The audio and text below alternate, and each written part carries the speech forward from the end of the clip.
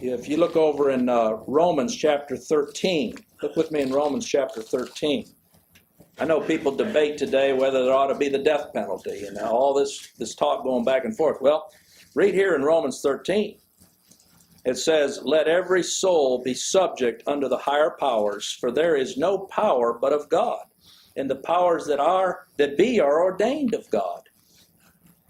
Whosoever therefore resisteth the power resisteth the ordinance of God, and they that resist shall receive to themselves damnation."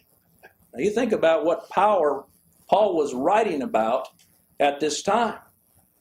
Who was in power? It was the Romans. It was Nero.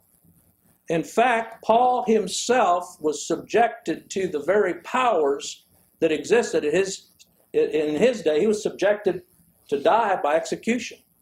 The very sword of which he speaks here, very few years later, fell across his neck. And yet he saw that as a willing submission to God's sovereign will. I don't see anywhere where Paul organized a protest against the government. You see preachers today out in the streets, gathering people with banners and walking. That is not the way that we're to live our lives. I don't care if this was a communist regime that we lived under. We'd have to believe that if that were the case, then God has established that for our time. For rulers, verse 3, are not a terror to good works, but to the evil. Wilt thou then not be afraid of the power? Do that which is good, and thou shalt have praise of the same. For he is the minister of God to thee for good.